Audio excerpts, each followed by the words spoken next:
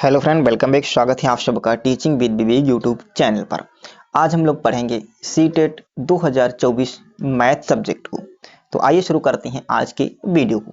पहला प्रश्न है, असत्य कथन को पहचानो।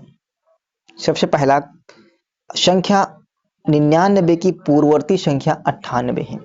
तो हम बात करेंगे पूर्ववर्ती संख्या क्या होती है। देखो, पूर्ववर्ती संख्या क्या होगी, जो भी संख्या दे रखी होती है उसमें से हम एक माइनस कर देते हैं। जैसे हम बात कर लेते हैं कि 100 पूर्ववर्ती संख्या क्या होगी, तो 100 में से एक माइनस कर देंगे, कितनी आ जाएगी 99। 100 की पूर्ववर्ती संख्या कितनी हो गई, 99 हो गई। इसी तरीके से पूछ रहा है कि 99 की पूर्ववर्ती, तो पूर्ववर्ती पूछ रहा है, एक माइनस कर देंगे, 98 हो गया। यानी ये हमारा ऑप्शन जो होगा एकदम करेक्ट होगा। दूसरे ऑप्शन की ओर चलेंगे, -4 पूर्णांक है। तो हम बात करेंगे पूर्णांक क्या होता है। तो पूर्णांक की बात करेंगे, ये संख्या रेखा हो गई, यहाँ पर 0 और इधर की तरफ जाते हैं तो माइनस की होगी, -1 -2 -3 है ना। इधर जाएंगे तो 1 + 2 + 3।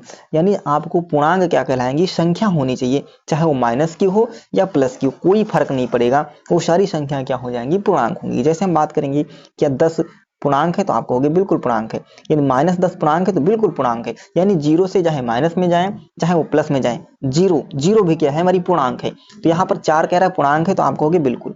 यानी पहला ऑप्शन, बी ऑप्शन भी हमारा क्या हो जाएगा। सी ऑप्शन है, 1 किलोग्राम में 1000 ग्राम होते हैं। तो देखो, 1 किलोग्राम में 1000 ग्राम होते हैं, ये बात बिल्कुल सही है। 1 मीटर में 1000 किलोमीटर होते हैं, तो ये बात बिल्कुल गलत है। 1 मीटर में 1000 किलोमीटर नहीं होते हैं, 1 किलोमीटर में 1000 मीटर होते हैं। तो यानी ऑप्शन हमारा कौन सा करेक्ट हो गया, डी ऑप्शन करेक्ट हो गया। क्योंकि पूछा गया था असत्य कथन की पहचान करो, तो कौन सा असत्य है, तो डी ऑप्शन हमारा क्या हो जाएगा, असत्य होगा। चलेंगे अगले प्रश्न की ओर। दूसरा प्रश्न है, सीता की 5 वर्ष पूर्व उम्र तथा 9 वर्ष बाद उम्र का गुणनफल जो है वो 15 आता है, तब सीता की वर्तमान आयु ज्ञात करो। कहने का मतलब, कोई सीता है जिनकी 5 साल पहले की बात करेंगे और 9 साल बाद इन जो उम्र आई है उन दोनों का गुणा कर रहे हैं, तो हमको कितना मिल रहा है, 15 मिल रहा है। सपोज करो आपकी इस समय उम्र कितनी है, 10 साल है। कितनी है, 10 साल। तो हम बात करेंगे, बताओ एक साल पहले कितनी थी, तो भैया 1 साल पहले कितनी थी, 9 साल थी। यानी एक माइनस कर दोगे और पूछेंगे बताओ 1 साल बाद तुम्हारी क्या हो जाएगी, तो 1 साल बाद यानी हमारे 11 साल की हो जाएंगी। वैसे इस समय तो अपने आप को देखो, मान लिया अपने आप में तुम इस समय 10 साल की हो, तो हम कोई तुमसे पूछेगा 2 साल पहले तुम कितने थे, तो कहोगे 2 साल पहले हम 8 साल के थे। अच्छा, 2 साल बाद कितने हो जाओगे, तो 2 साल बाद हम 12 साल के हो जाएंगे। यानी बाद पूछेगा तो हम ऐड करते हैं, पहले पूछेगा तो हम माइनस करते हैं। यहाँ तक ये बात क्लियर है। देखो, अब हम ऑप्शन से ले लेते हैं इसको। सीता की 5 वर्ष पूर्व उम्र तथा, अब देखो मान ऑप्शन हम 7 ले लिए, यानी हमारी वर्तमान उम्र कितनी है, 7 साल है। तो हम 5 साल पहले कितने रहे होंगे, 5 साल पहले कितने रहे होंगे, तो 2। भाई इस समय 7 है, तो 5 साल पहले हम कितने होंगे, 2 साल के होंगे। और कह रहा है कि 9 वर्ष बाद, तो 9 साल बाद हम कितने हो जाएंगे, तो 7 में 9 जोड़ोगे तो 9 साल बाद कितने हो जाओगे तुम बताओ। तो 9 और 7 कितना हो जाएगा, 16। तो इन दोनों का 16 और 2, इन दोनों का यदि गुणनफल करोगे, कह रहा है गुणनफल 15 आना चाहिए, तो 16 दूनी 32 आ रहा है, कहाँ 15 आ रहा है। यानी पहला ऑप्शन तो हमारा करेक्ट नहीं होगा। पहला ऑप्शन करेक्ट हो रहा है, नहीं हो रहा है। हम दूसरे ऑप्शन की तरफ चलें, 6 ले लेते हैं। वर्तमान यदि हम 6 मान लें, तो 5 साल पहले इनकी उम्र कितनी होगी। जैसे इस समय ये 6 साल के हैं, तो 5 साल पहले कितने होंगे, 1 साल के होंगे। 5 साल पहले कितने होंगे, 1 साल के होंगे। यानी इसमें से इसको माइनस कर देंगे। और जैसे बात करेंगे 9 वर्ष बाद, क्या कर रहा है, 9 वर्ष बाद, तो 9 वर्ष बाद ये कितने हो जाएंगे, 9 और 6 कितना करोगे, 9 और 6 15, यानी 9 साल बाद ये कितने हो जाएंगे, तो 15 साल के हो जाएंगे। और कह रहा है इन दोनों का अंतर गुणनफल ले लेंगे, यानी 15 और 1 की गुणा करोगे तो 15 ही आ जाएगा। आपका कितना आ रहा है, 15 आएगा, आ जाएगा। तो यानी हमारा ऑप्शन कौन सा करेक्ट मिल गया, बी ऑप्शन करेक्ट हो गया। क्लियर है। चलो आगे चलेंगे अगले प्रश्न की ओर। तीसरा प्रश्न है कि निम्न में से कौन सी किसी त्रिभुज की भुजाएं नहीं हो सकती। देखो, त्रिभुज की एक कंडीशन होती है कि 2 छोटी भुजाओं का योगफल तीसरी भुजा से बड़ा होना चाहिए। लिख देते हैं, 2 छोटी भुजाओं का योगफल, जो योगफल होगा ये बड़ा होगा तीसरी भुजा से, तीसरी भुजा से, ये कंडीशन होनी चाहिए। तो क्या हो जाएगा, 3 और 4 7, 5 से बड़ा है, यानी ये कंडीशन फॉलो करेगी।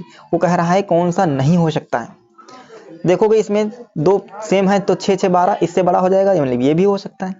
इधर देखोगे 7 7 14 इससे बड़ा होगा क्या, 7 और 7 14 यानी इससे बड़ा नहीं होगा।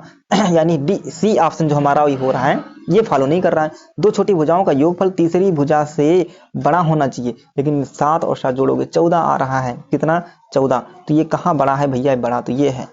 दो भुजाएं जोड़ो बड़ी होनी चाहिए तीसरी थी, जबकि ये छोटी हो रही है, यानी यही कह रहा कौन सी भुजाएं नहीं हो सकती हैं, तो सी ऑप्शन हमारा करेक्ट हो जाएगा। 7 7 7 15 जो है ये भुजाएं नहीं हो सकती हैं। क्लियर है मेरे दोस्त। अगला प्रश्न है कि प्रथम 4 अभाज्य संख्याओं का योगफल कितना होगा। प्रथम 4 अभाज्य संख्याएं कौन कौन सी होंगी, प्रथम होनी चाहिए और 4 होनी चाहिए। तो सबसे पहले बात करेंगे 2 3 5 और 7, ये अभाज्य संख्या है, प्रथम लेनी थी और 4 लेनी, इनका योगफल कर लेते हैं। तो 7 3 10 5 15 2 17, कितना योगफल आ जाएगा, 17 योगफल आ जाएगा। यानी ऑप्शन हमारा कौन सा करेक्ट हो गया, सी ऑप्शन करेक्ट हो गया। क्लियर है। प्रथम 4 अभाज्य संख्याओं का योगफल कितना मिल जाएगा, 17 मिल जाएगा। बढ़ चलेंगे, प्रथम 25 विषम संख्याओं का योगफल कितना होगा। तो भैया प्रथम 25 विषम संख्या लिखोगे, कैसे लिखोगे, 1 उसके बाद में 3 5 7 9, ऐसे गलती चले जाओगे कहां तक, 25 तक। इनका आपको फिर योगफल करना है, कितना आएगा वही आपसे पूछ रहा है। तो इसके लिए हम आपको एक ट्रिक बता देते हैं। क्या, एक ट्रिक बताएंगे, कौन सी ट्रिक है। सॉरी, जब आपसे प्रथम 25 या 30 या 50 या संख्याओं विषम संख्याओं का जब योगफल पूछे, जितनी भी संख्याओं का योगफल पूछे, तो जितनी भी संख्याएं, देखो संख्या कितनी है टोटल 25, तो इसका वर्ग कर दो, यानी 25 का 25 से गुणा कर दो। तो 25 का 25 से गुणा करोगे कितना हो जाएगा, 625। बस आपका आंसर मिल गया। सिंपल तरीका है आपका। जैसे हम मान ले बात करेंगे प्रथम 2 संख्याओं का योगफल, तो प्रथम 2 संख्या क्या हो जाएगी, प्रथम 2 विषम संख्या 1, अगली विषम संख्या क्या हो जाएगी 3। संख्याएं कितनी है, 2 है, संख्याएं 2 हैं, तो हम 2 का ही वर्ग कर देंगे, आंसर कितना आएगा 4। आप देख लो 3 1 4।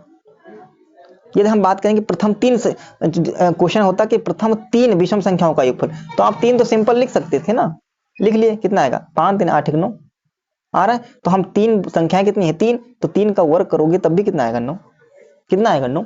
यानी जितनी भी संख्याएं दे रखी होंगी उसका यदि आप वर्ग कर दोगे तो हमारा जो आंसर मिल जाएगा। क्लियर है। चलो